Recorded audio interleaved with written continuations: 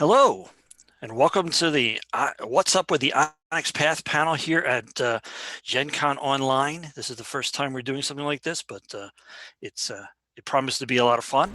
My name is Rich Thomas. I'm founder and creative director of Onyx Path Publishing, and Onyx Path Publishing is a role-playing game company that got started. We started around 2012. And we have done a lot of role-playing games. We have many game worlds that we have the game lines for, and I have many people here today to explain what we're doing with our game lines and to answer questions after everyone's sort of introduced themselves and talked a little bit about what's coming up.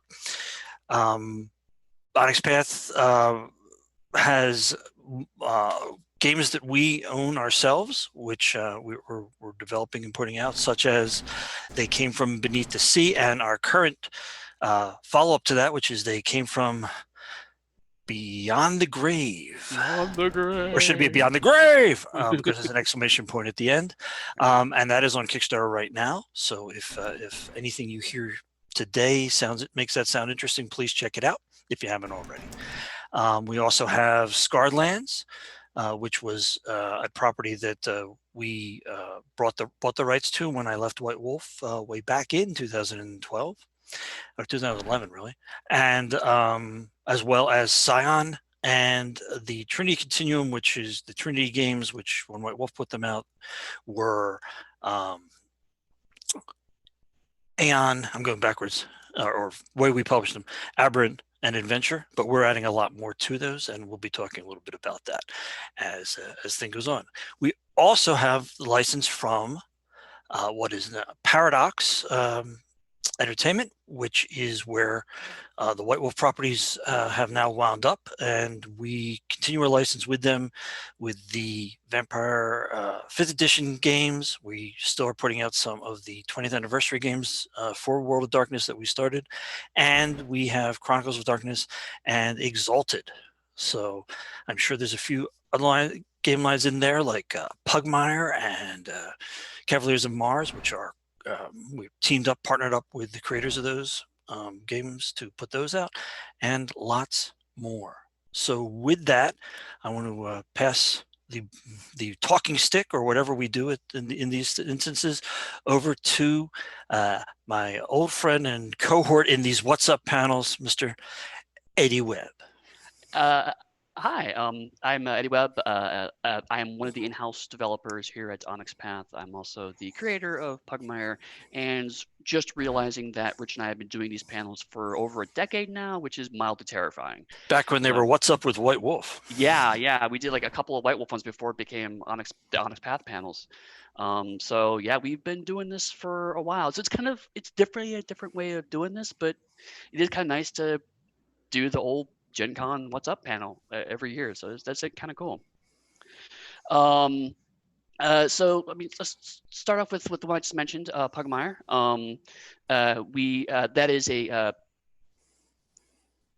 what's the best way to describe it? 5e based Dungeons and Dragons style fantasy game where you play uplifted dogs and cats in a far futuristic setting.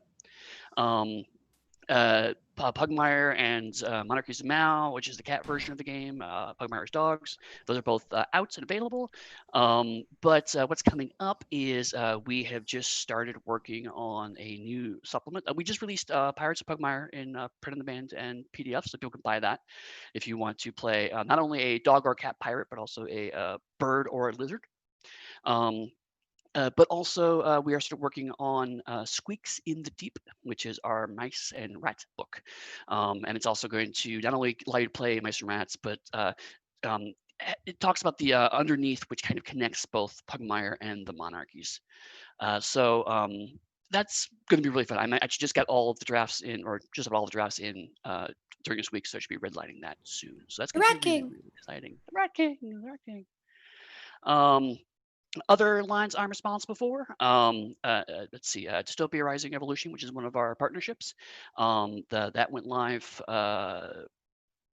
late last year. And then people are really enjoying that. That is a post-apocalyptic zombie game based off of the huge LARP franchise. And we just finished up.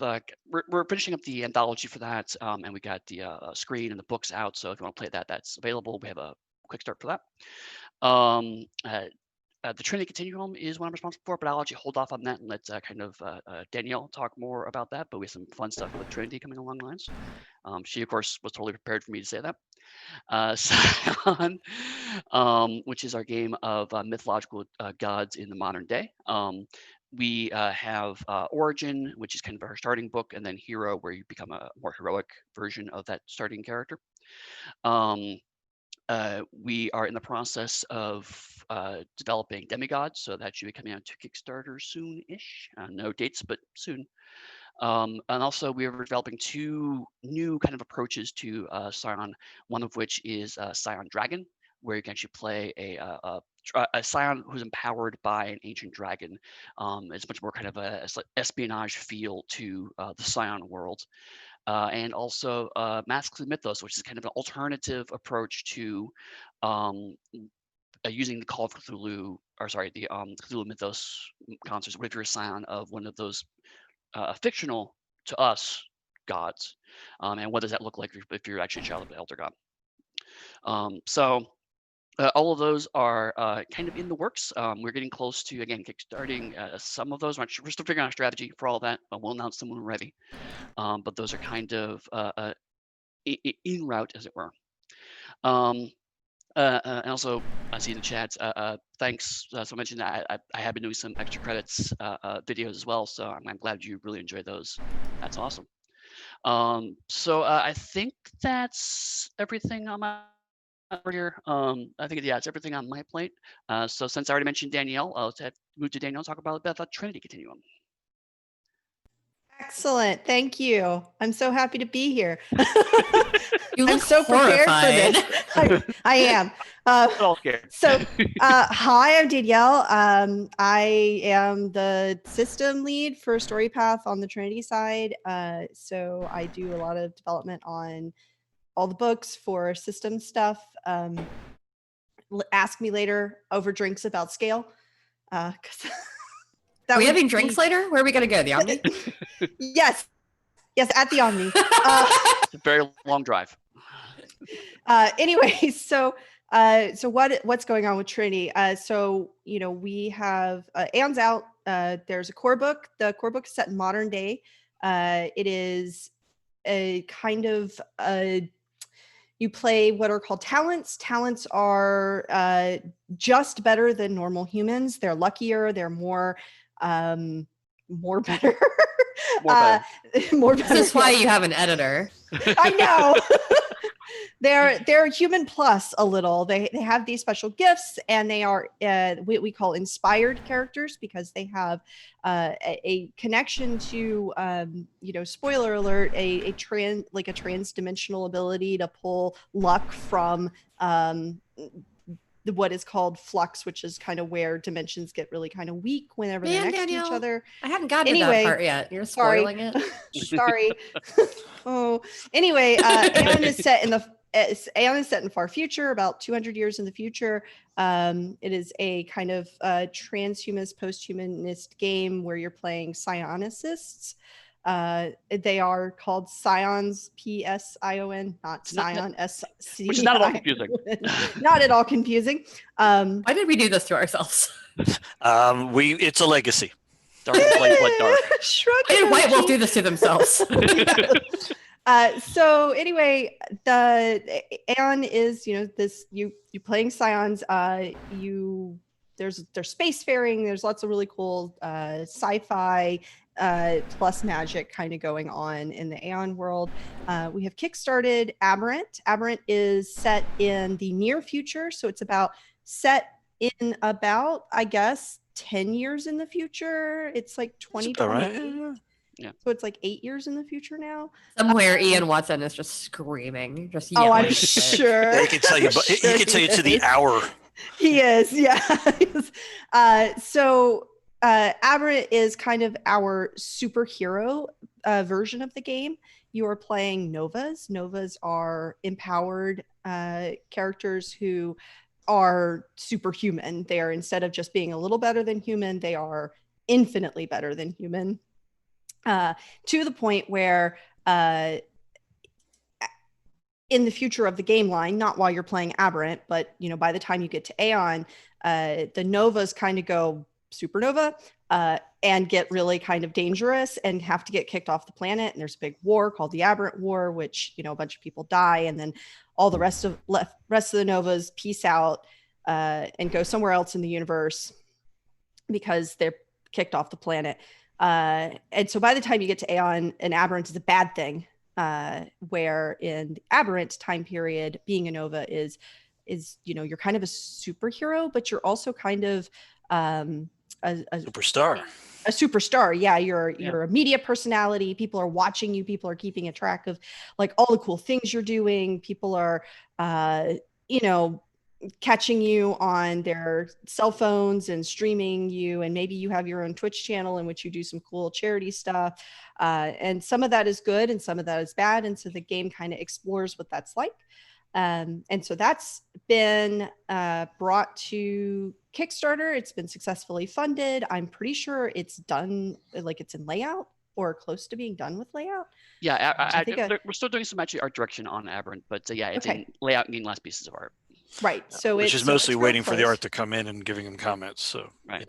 Right. So it's real close. And then I am developing Adventure, which is a 1930s version of this timeline in which we have, as Rich said earlier, we kind of do this in this backwards order where it is the beginning of kind of all this nonsense on Earth.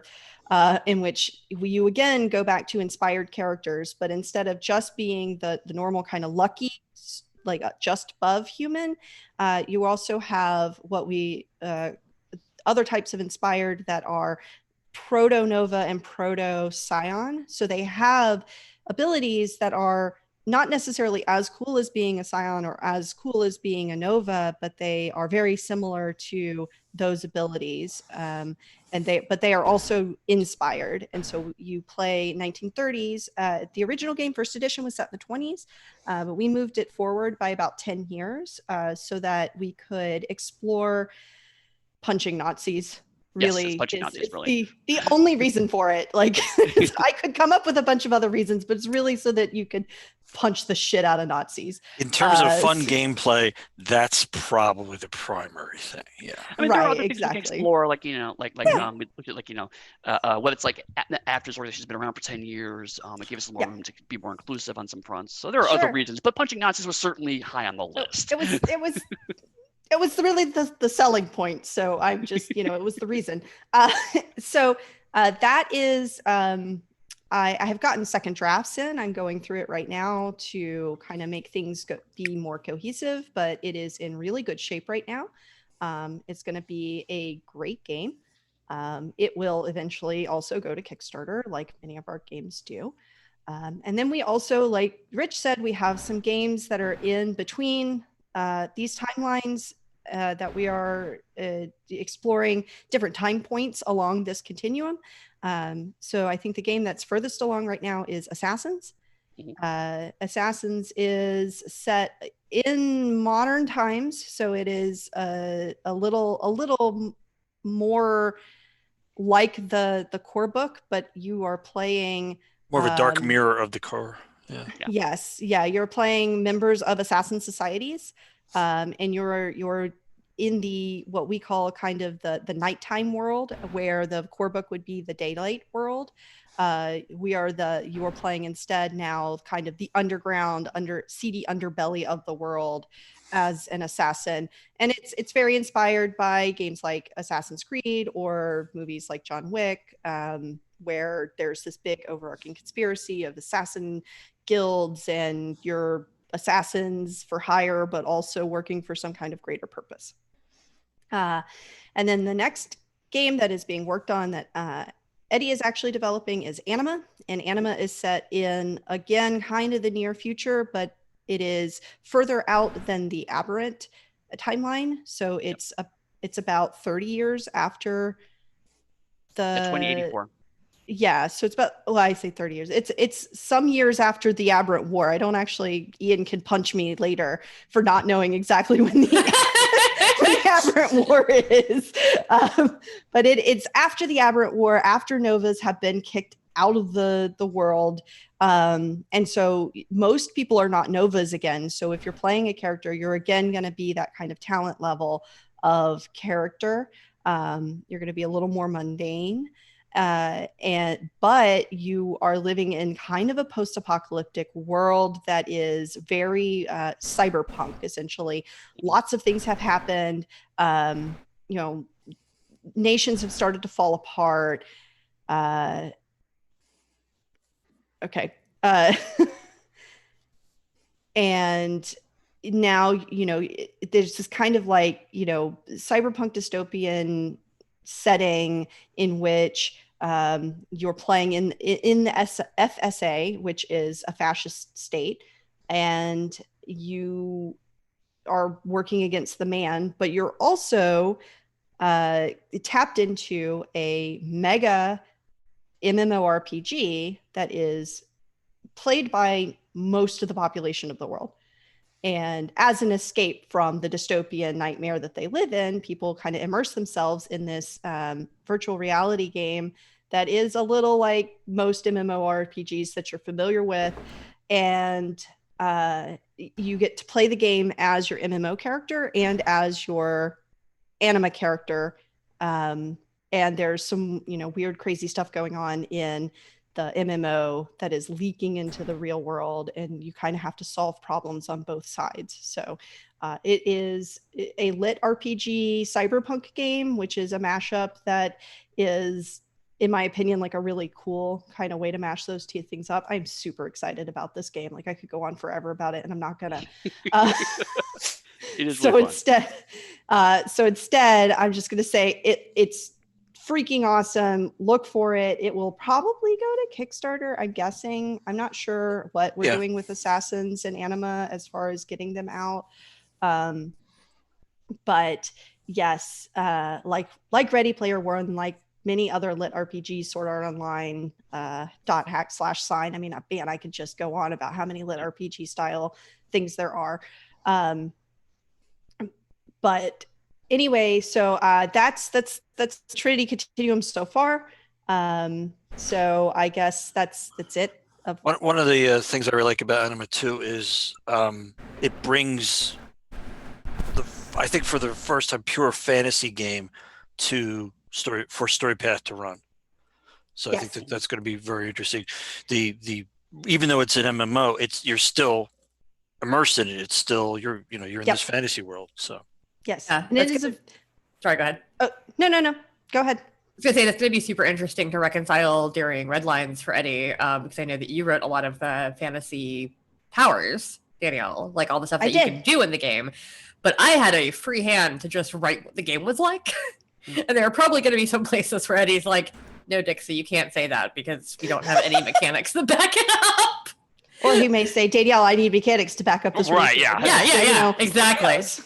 So that'll be a really interesting marriage because, like, yes, there was some collaboration in the beginning and our meetings and everything, but then we kind of just went off and did our things and then turned them in. And I'm super interested to see what comments come back on that. Yeah, I'm so excited about this game, guys. Like, I can't express that enough. So, all right, but that's mostly Trinity Continuum. So I guess we'll move to Dixie because she was talking. Oh God! First of all, everybody, pardon me. I am having a bit of an allergy attack, so sorry if you keep seeing me like pick up a Kleenex or if I have to sniffle at all. What am I talking about? I'm in charge of Chronicles of Dawkins and Exalted, and also editing. Yay! Lots of stuff in editing right now. My editors are working hard. Everybody at the on some level has been affected by the past few months of life in this country. So if you see projects getting stuck, they're around the world. They're moving. Well, yes, and around the world. But that said, Exalted is super exciting right now. We have a lot of projects in the pipeline at various stages. Lunars is with an indexer right now. That's going to be coming out in physical book form soon. Super excited about that. Someone did just ask Exalted Essence when. We've sent the drafts back to the authors. So it's in final drafts, which is super exciting. Danielle's actually doing the systems for that. Well, not all the systems, but a lot of them. Many of the systems. Many of the systems, not all of them. One of many great systems heads that are being used in this version of Exalted. Exactly. We've got lit, y'all. Danielle, Monica Specca, Megan Fitzgerald. They're all fantastic at designing systems, and they're all Exalted fans. So it's going to happen.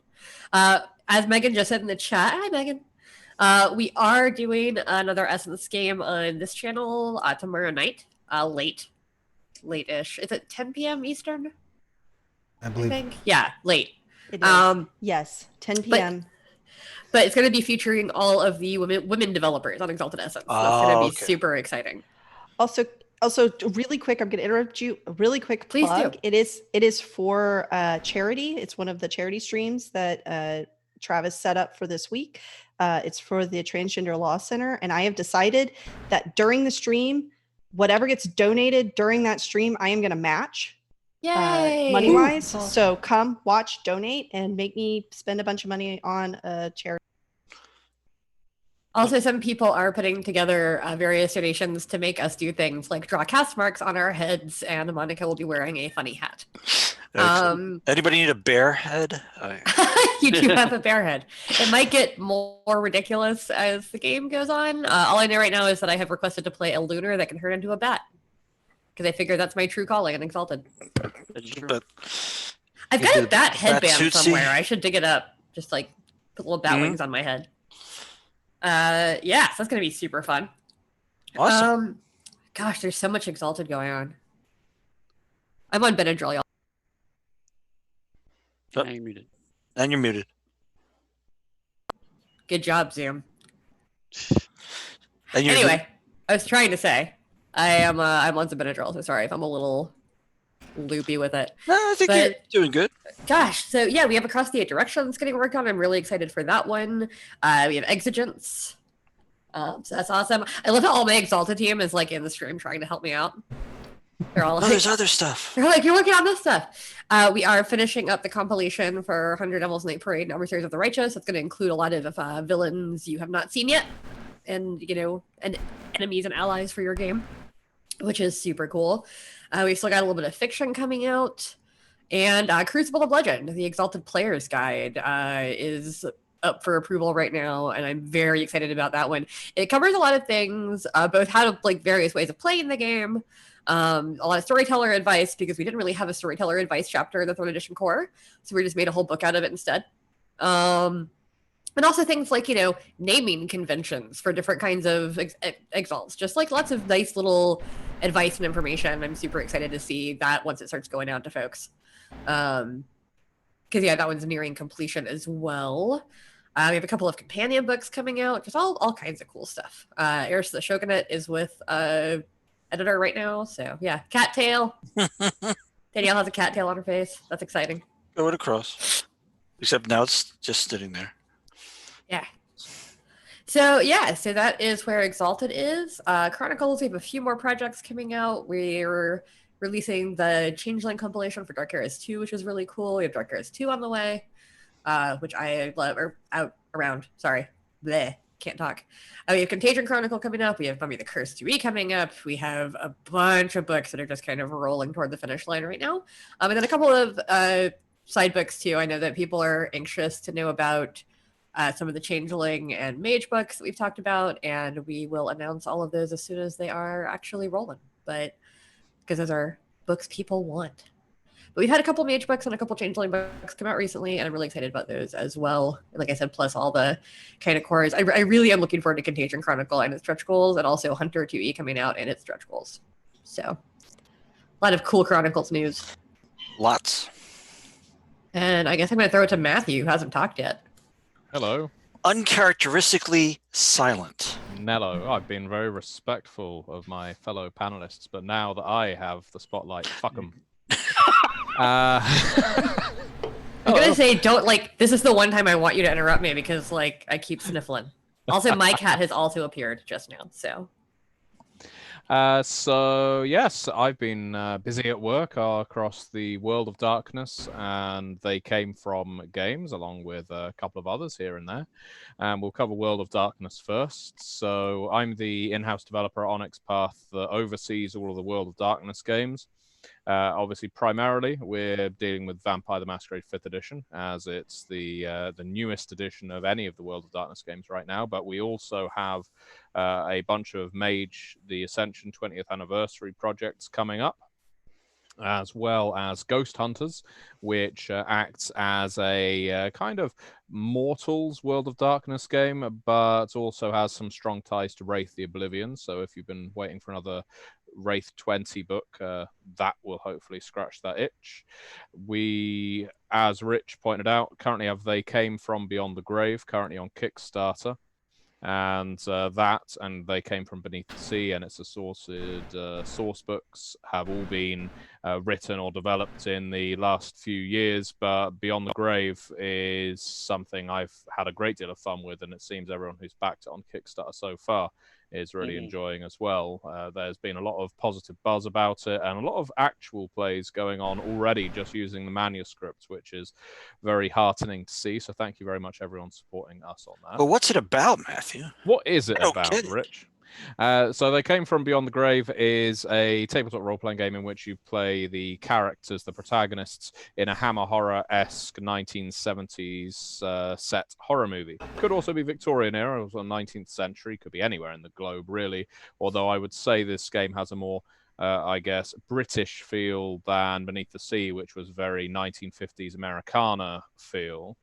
It's a game that, while it deals with the horror genre, is doing so in a very hammy, over-dramatic kind of a way. There's a strong vein of humor that goes through it, which you can take or leave, but certainly all the tools are there to make the game just pure fun for you and your players. And that's kind of if there's an ethos in any of the They Came From games, if I had thought to think something like this up, it is that these games serve the purpose of having fun at the table.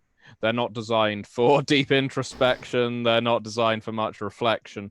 And they're certainly not going to reduce you to tears in a, well, in a sad way. Yes, but maybe tears of laughter. You never know if your director and the rest of the players are good enough. I have never laughed so much in a game as I have playing the various They Came From games. No, and a lot of people have said that, and that is wonderful to hear. I've said on a few panels, but I know They Came From is fast becoming the most infuriating game to run at conventions, not for the people running and playing, but for everyone else who shares the room with the game that's going on, because there's just constant laughter for 3 to 4 hours as this game session is going on, and I like irritating people. So obviously, yeah. So that ticks a box for me. I've got I take a lot of inspiration from cinema. I've been hugely into movies of many, many genres for my entire life, really. And it was, I guess, a natural fit for me to go from the 1950s B movies that I love that were in Beneath the Sea to the 1970s horror movies of Hammer, Amicus, Roger Corman, and more. That you see in They Came From Beyond the Grave, which I don't think many people look at these days with a huge air of seriousness, but they are acted seriously. They're acted straight. And that is kind of what you go for in Beyond the Grave, where your characters are playing everything straight despite all of the nonsense that's raging around them. The farce is in the player's hands more than it is in the characters. So you have various powers in this game that players can apply to the narrative, to the direction, and whether it's environmental things such as playing meteorological event where suddenly you can make a strike of lightning occur to just add a exclamation point at the end of something you've said, or a costume change which the characters may never acknowledge, but as they pass from one room to the next, at one point they were dressed all in their tweeds, and next they're dressed in lab coats or dressed as cultists just because it serves the plot.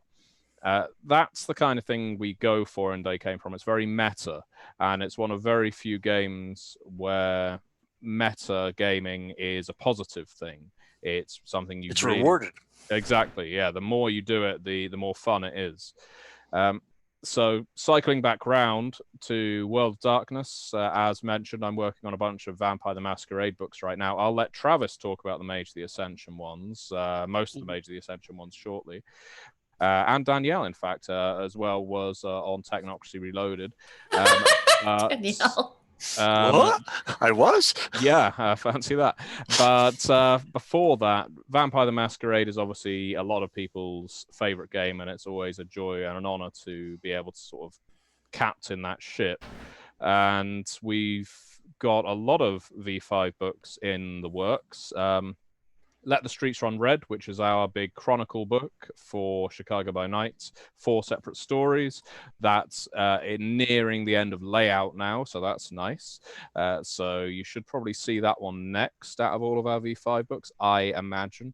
We've got Cults of the Blood Gods, which was on Kickstarter I think it was at the tail end of last year, beginning of this year, which is likewise having the art roll in for that, and that deals with vampire religions, faiths, and the strange and dangerous vampires that worship.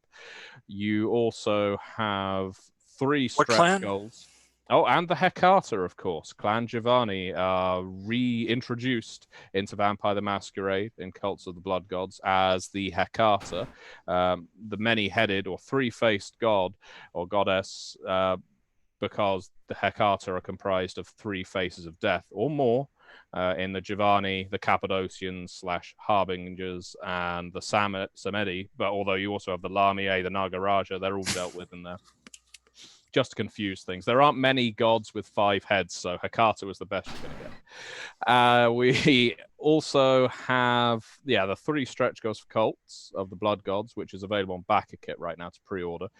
And those are Trails of Ash and Bone. That's just gone off to Paradox for approval, so they're going to be reading the manuscript, making sure it suits them. You've got stories in that book set in Denmark, in Birmingham in the UK, in Florence, the arcane city of Florence, and it's and Atlantic City, of course, the one I wrote. Shouldn't forget that. And if anyone listened to the Red Moon role-playing actual play of The Family that we did to tie into Cults of the Blood Gods, for the first time ever, I've actually adapted something I have run before I've written it into something I've written. So it's been odd trying to retroactively turn that into something worthy of publication, but I think it's turned out quite well. And we also have, just in development now, Forbidden Religions, which deals with the most dangerous of the dangerous cults in Vampire the Masquerade. Some really weird stuff. I saw Nicholas in the chat earlier ask whether the Nick Tuku are going to appear in Vampire the Masquerade. That is where we anticipate them being introduced. I don't know if we could say they get a full profile in Forbidden Religions, but the Nick Tuku are certainly, they have a presence in there. If you can imagine these elder cannibal Nosferatu, they're pretty monstrous as far as vampires go, and this is a cult that worships them. So you have to be pretty monstrous also to want to follow a group of monstrous cannibals, you would think. And then we have Children of the Blood, which was known as Faithful Undead, renamed because of other books such as Children of the Inquisition, Children of the Night, Children of the Revolution. We've had one for every edition, so why not continue that trend, or thereabouts. And this is going to be a book of supporting characters, antagonists, merits and flaws, lore sheets as well. It's a big storyteller and player compendium of useful tools you can use for your games. And the characters presented in it range everywhere from fledgling level all the way through to elders and Methuselahs or mythic beasts. Some of them you may know, some of them are brand new, most of them are brand new. But yeah, there's lots in that regard. Final thing from me, and then I'll pass over to Travis, is as I mentioned, we have Ghost Hunters. We will probably be putting that on Kickstarter soon, barring anything unusual happening. And we have recently kickstarted Technocracy Reloaded for Mage of the Ascension, which did incredibly well. So thank you very much, everyone. Thanks, everybody. That. And we have Victorian Age Mage. I'm sure we will decide on the exact order that title going at some point. And Mage Presents. Yeah. Victorian Age Mage. That's a book that a lot of people have touched, that a lot of people have had some influence over, because we've had to get it exactly right. It's very difficult, we all found, presenting a book set in the 19th century with a bit of horror and fantasy, of course, it being Mage the Ascension, and not, I guess, riding the colonial train and really taking it all from the British Empire perspective, which a lot of books set in the 19th century do. Obviously, it's more nuanced than the British Empire were all a bunch of good guys that went around civilizing people. That didn't happen. And so we've been presenting Victorian Mage in a very nuanced, incredibly effective way, in my opinion. I think the writers and the developers, Ian A. Watson and Chris Allen, did a sterling job getting that up to a standard that I would want to see people playing with it. So yeah, that's me. So I'm now going to go over to Travis. Hey everybody, I'm Travis Legge. I am the programming coordinator for the Twitch channel. And when I'm not doing that, I also write and develop books on occasion. As Matthew pointed out, I've recently worked on Technocracy Reloaded, which was awesome, and pretty much like checked off one of the 3 properties I ever needed to work on to die happy. So that's a third of the way there. And I'm still actually right now, aside from that being off, like in the process of being finished, also working on the stretch goal, the Player's Companion, which has now been renamed the Operative's Dossier. And that I'm going through red lines on right now, and it's coming together beautifully. We get to examine some things in Mage that didn't get covered yet, either in Technocracy Reloaded or in Mage 20. So there's a little bit of fresh ground to trod. We get to deal with the digital web and how that looks in, the 2 decades into the 20th century or 21st century. Things are a little different than they were in the 90s. So that is super cool and very exciting. And I think that's it on the Mage side that I'm currently working on. And then I also am the line developer for Scarred Lands, which ticks off a second of the 3 properties I have to work on before I die happy. So I just need an issue with Spider-Man and I'll be good to go. I was going to say it was the 3rd one, so we know when to kill you. Yeah, if I ever get a byline from Spider-Man, just Travis. Just come up right behind me and just be like, "Do you see the rabbits?" And then we're done. Look at the Spider-Man issue over there. Yeah. So Scarred Lands is literally was my favorite D&D setting long before I ever got a chance to work on it, and so I get to live the dream and steer that ship a little, which is awesome. Right now, we have Yugman's Guide to Gelspad is coming out bi-monthly. Part 4 just dropped yesterday, and that includes just tons of player options, new races, subclasses, new spells, magic items, all this fun stuff, backgrounds that you can use either in your Scarred Lands game or if you're playing another OGL 5e setting, you can drop most of it in with very little issue. Mechanically, you'll have no problems at all. Some of the story stuff you might have a little bit of a hard time explaining off. And coming out bi-weekly opposite that is Vigil Watch, which is a series of supplements that focus on specific settlements across Gelspad, the continent that Scarred Lands 5e has been focusing on. And so those are coming out, like I said, on a regular basis, opposite bi-monthly. We are 4 installments in on Yugman's, 3 in on Vigil Watch. Those will both have a total of 6, and then we'll be putting out a compiled edition of those that will have additional content in it as well. It's exclusive to the compilation. So each one will get a compilation, right? Yeah, Vigil Watch will get one, and Yugman's will get one. They will not be like one big. Yeah, they will each have one collected edition, which is extremely exciting, and has been an interesting process waiting for the final product to come together, because we started working on it, like a year and a half ago. And aside from that, for Scarred Lands, we have Dead Man's Rust, which is our mega campaign set in 5e. It's playable from levels 1 to 10. It takes place in Central Gelspad, and provides a sandbox to deal with several of the settlements in that area. So we'll be exploring the Gleaming Valley. We'll be exploring the Broadreach Horizon and the Hornsaw Forest, and we'll be looking into Glivid Autel, the city that is home to the most evil necromancers you will find anywhere in any setting ever. And it's going to be metal and awesome and super fun.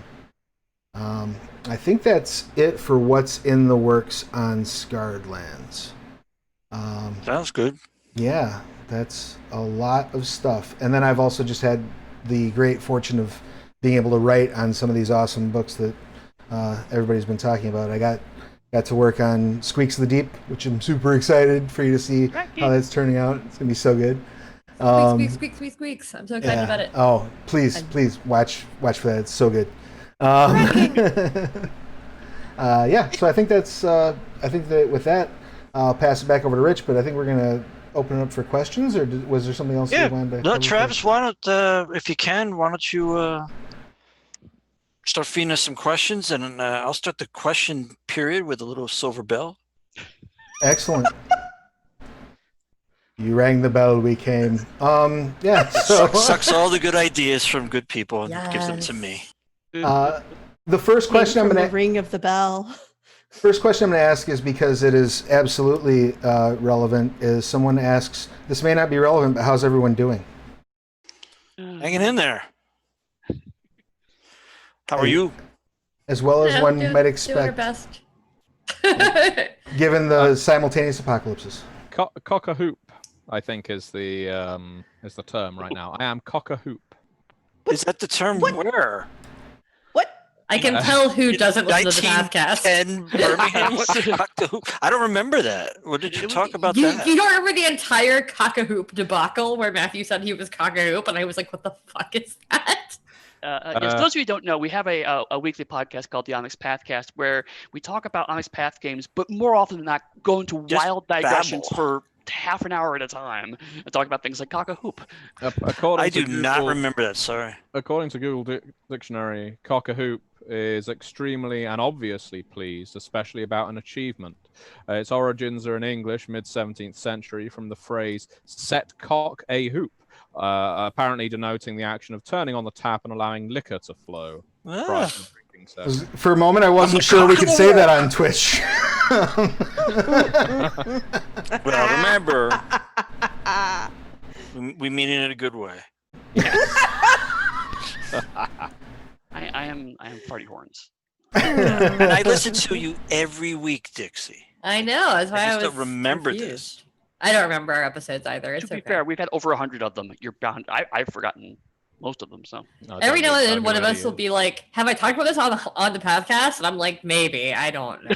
Like, possibly. Yeah, somebody just said something about us, like Travis and I being on the Onyx Pathcast talking about Technocracy Reloaded, and I was like, "Did we do an interview there?" Like, yes, did that happen? It did. Yeah, I frequently forget what I was talking about the minute that I stopped streaming. I'm like, so the answer to how are we doing? If we could remember, we would tell you. What was the question again? Exactly. So next question up, we have, how is the Aberrant setting getting made more current? Like, there's some parts of the setting, emphasis on wrestling. That seems like a weird flex with this group, but okay. That was part of the time of the original publication. Is the game still set in the 90s? If not, what is changing to make it feel more very near future? Well, so first of all, it's not set in the 90s anymore. It is set in 2028. So that already is there. And all of the timeline has been essentially everything that happened in Aberrant in the 90s, as far as like the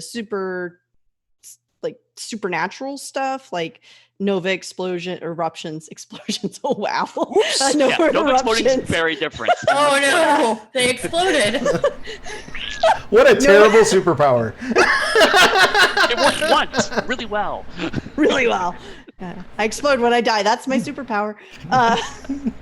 So nova eruptions, all that stuff is just now in the 2020s into, you know, the game being set in 2028. We just moved literally everything forward. So it's not all that stuff happened in the 90s and this is 30 years later. It's instead just all that stuff is now happening just now, but it's in our near future. There is still wrestling because wrestling's still big. Like, how dare? We did a whole book about. We're doing a whole book about it. Yeah, there is a whole book. I that. forgot to mention. Like, we have, you know, we do have some books that are adjacent to all of the lines. Like, there's Jump Starts. There's, you know, the Trinity core book has a small not chronicle book, but adventure sets that are like slices of different ways to play the game. And the Aberrant has what is in exclamation point WE, which is the Nova International Wrestling Entertainment. International Wrestling Entertainment with international is in exclamation point international. Right. And international. Yes, international. You like making up things that are really hard to say on interviews. Yeah, pretty much. But there's a whole Scion International Wrestling. Yeah, but it's a whole book about how to play your Nova or a talent as a wrestling personality and how to duke it out in the ring. In fact, it's got some really nifty mechanics that are super cool. I read it over the other day, and I'm excited about people being able to see this book. So yeah, all that stuff is still there, but it is. You know, we do modernize a lot of, you know, the technology is more based on modern technology. The superpowers are based more on what we are used to seeing as far as superpowers go.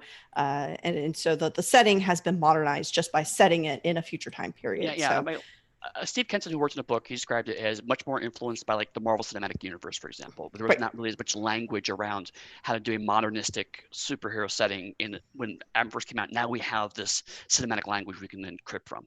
Right. So hope that answers your question. Excellent. And next up we have, will the supplements be available either in traditional print or POD? I'm assuming this was in regards to Cults of the Blood Gods. Currently, we are limited to how we can put the supplements to Cults of the Blood Gods out. So right now, they're designed to be PDF only, but at any point, if we are allowed to, we will take it into print on demand as well. Beautiful. And question. I know it's streamlining a lot of stuff, but will Exalted Essence still have evocations, sorceress workings, and martial arts? Yeah, I thought in chat we are still doing sorcery and martial arts. I believe we still have evocations. Yes, we do. It's one of those things where like there's various things with different names, and I'm like, I read it. There were lots of words, but yes, there are still evocations as well. The charms chapter is going to be pretty substantial. But we are going to give some like guidance on what kind of charm set you might want to take, depending on certain characters. During our big meeting, that was something that we actually talked about, was making sure that people don't suffer too much choice paralysis or get confused when they're making their characters. But we are going to have different levels of sorcery. There's going to be necromancy. There's crafting still. Like, all the stuff that people like in Exalted is still there. It's just an easier way to play than the mainline system. And like the mainline system is still great, and there are lots of people that are still gonna be playing that, and I have no problem with that. But for people like me, who's a newer person to Exalted, like I wanted to, you know, give a different entry point for new players who aren't steeped in first and second edition. So yeah, it'll also be there. Cool. Next up we have what book that you're not working on are you most excited about coming out, and why?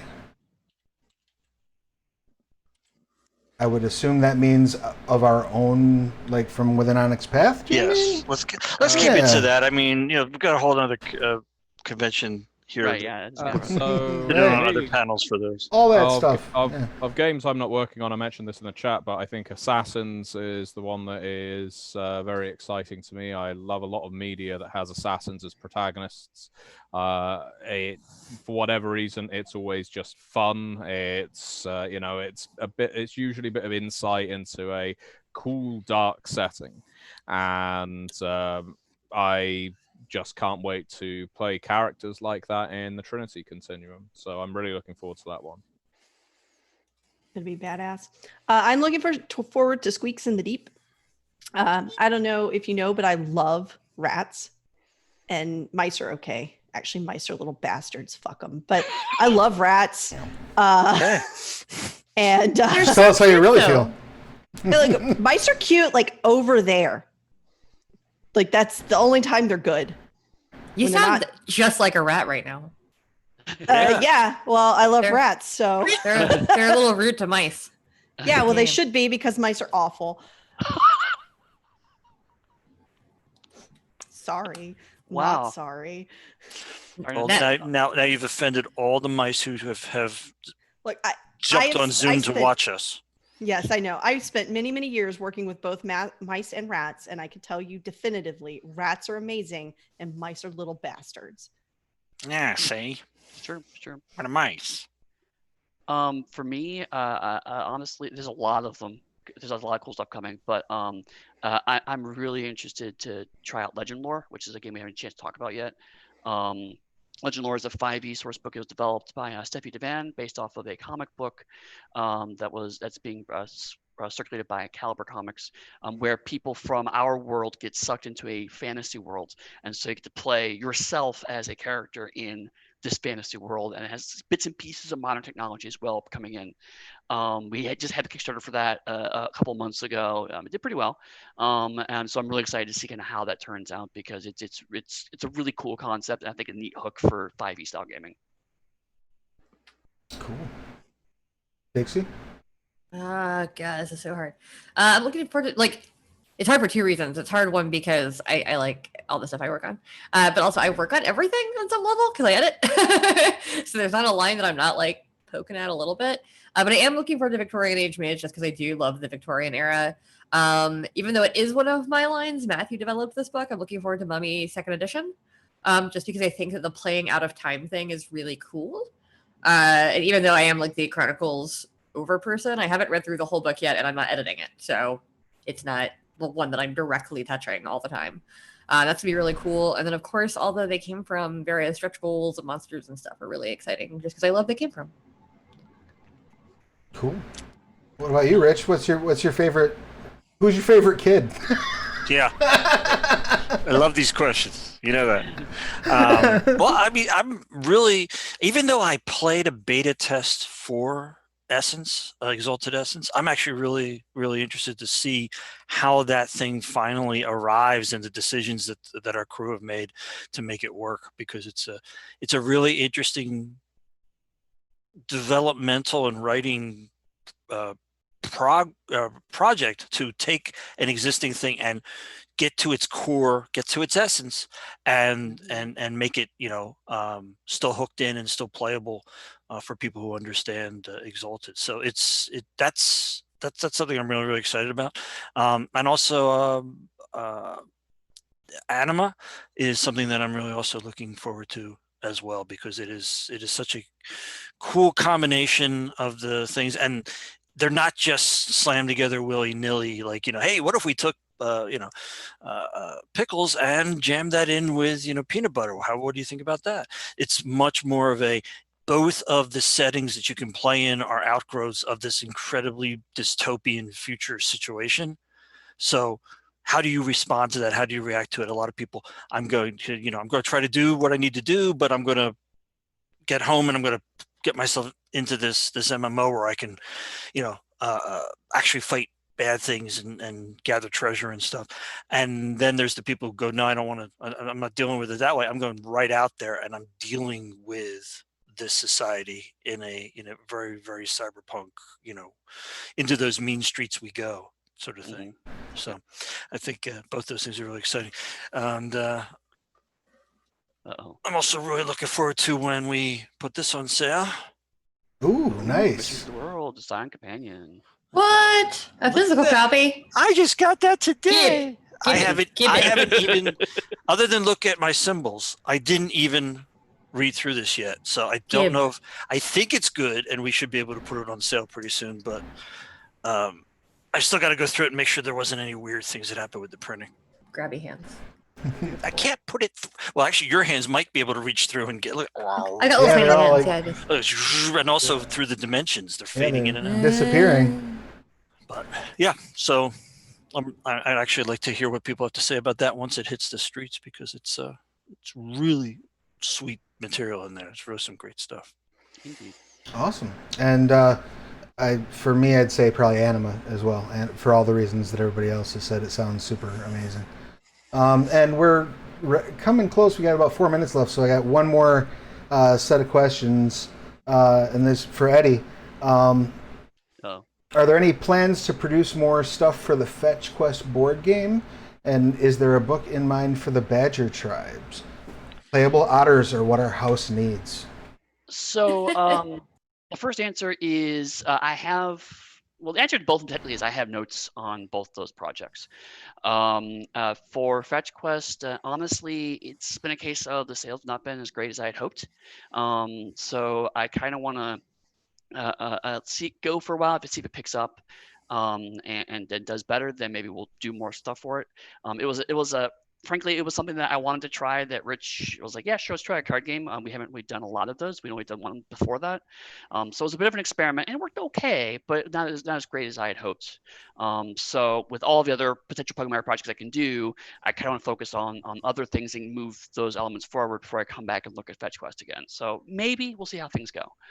And then for the Badger book, I do have ideas and thoughts on that, but to be honest, mice and rats are something are characters I've gotten a lot more kind of interest and excitement for. As you've already heard, a lot of people say, "Oh, Squeaks in the Deep sounds amazing." So I definitely make sure I establish that before I move on to the Badger tribes. So I have notes for that. I have an idea where I want to take that, but with all the other projects going on, I don't have as much time for Pugmire as I'd like. I'm actually in the process of trying to restructure my workload so I can make more time for Pugmire, so I can do more consistent Pugmire releases. That's something I've been talking to Rich about, actually, is trying to get to that place. So less my Onyx path work staying the same, but more of my outside work, I'm trying to slowly ramp that down and reorganize so that way I can give more bandwidth to Pugmire. So I have thoughts for both of those, but it's really going to kind of see how things go when the current slate are actually happening. Maybe Badgers could be a stretch goal for the the deep. Maybe. Kickstarter. And I'm not answering a question about Geist in the chat. So tell your husband that I'm not answering that. For everyone else, it's an inside joke from previous Gen Cons. We couldn't let a Gen Con pass without that happening. Right, every single one every year I get asked that question. Guy would stand up. Can you tell me what's going on with Geist? And it winds up that it was Mike Tomasek, Mike Hollywood, way before we got to know him and bring him on, and he did such stellar work for writing for Chicago by Night. Yep. Well, one of the writers in Anima too now. I do believe that just about brings us to the end of our day. Do you have any final thoughts or things? Any final questions for us? Yeah, I've seen a lot of chat about the Grumble Dukes. Yeah, there was a lot of chat about that. There's a lot of chatter about Grumble Dukes. Well, I didn't see a specific it's funny question. You should mention the Grumble Dukes. Oh no. This is an adults only comment. So earmuffs. Earmuffs if you don't want to hear about their disciplines. So as has already been ascertained, Clan Grumble Duke, thank you, Dixie. Clan Grumble Duke has its 3 disciplines, one of which has had to be renamed because of creator problems. It was Patronus. We're now going to call it Magic Shield.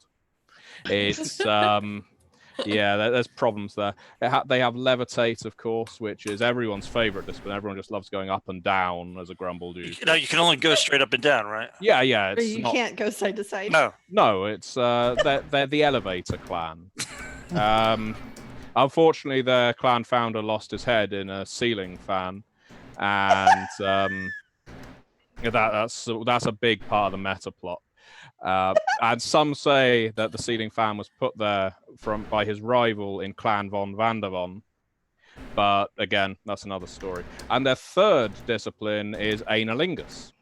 Now, the reason that is pertinent is because I've been working on the amalgam powers, what would be called devotions and requiem combination disciplines. This is not going to go to a good place. And I've found probably the most lethal combination of levitate and analingus that I've ever put down onto paper. So look out for that in an upcoming. As opposed to the other times you wrote versions of that.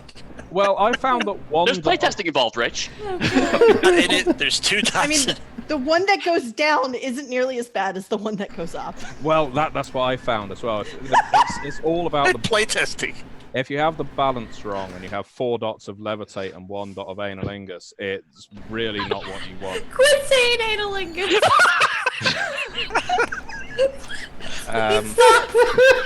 GenCon will never invite us back. So what I have discovered is more playtesting is required. And honestly, the biggest challenge I've found is actually tiering the discipline of analingus. Because can you really describe adequately what 2 dots are compared to, let's say, 6 dots? I don't know, but we're trying. And you need to pay attention to it. Yeah, we're trying. It's presumably dexterity plus performance, but we're working it out. So if I forgot you're a fan that. of this kind of rampant nonsense happening randomly, definitely listen to the Onyx Pathcast every week on Friday. I forgot about Become a thing that I have to deal with every week. Not specifically analingus, but just in general. Next person telling me more and more as the Grumble Duke supplement to They Came From Beyond the Grave. You know that. The next person after me, just now. I think all of us have to get a chance to say analingus, though. No one needs to say that word ever. Isn't that an airline? Actually, someone, Craig To be fair, Oxborough said, sponsored by Aer Lingus. Having flown Aer Lingus, it's actually worse than the concept. So. Oh wow! I didn't know they offered. It is not a good airline. They offered that. Business class has already gone up. Standard. Well, I was going to end this on like a wholesome note about how I was playing Chicago by Night with my friends now, and I was really excited to play La Sombra. No, wholesome is really not what you want to go for right now. Well, then let's end it on come watch us play Exalted Essence tomorrow night at 10 o'clock Eastern. Yes, please. Donate to charity. Yes. We promise Matthew won't be there. If you donate, we'll make sure he's not there. Yeah. Someone in the chat just said, what a terrible day to have ears. So That's the nutshell right now. Expect the Grumble Dukes to hit the Storyteller's Vault at some point when I no longer find employment. On that wonderful note, we will see you all next time. Have a great Gen Con. Take care, everyone. Thank you for coming. Couldn't do it without you. Thanks.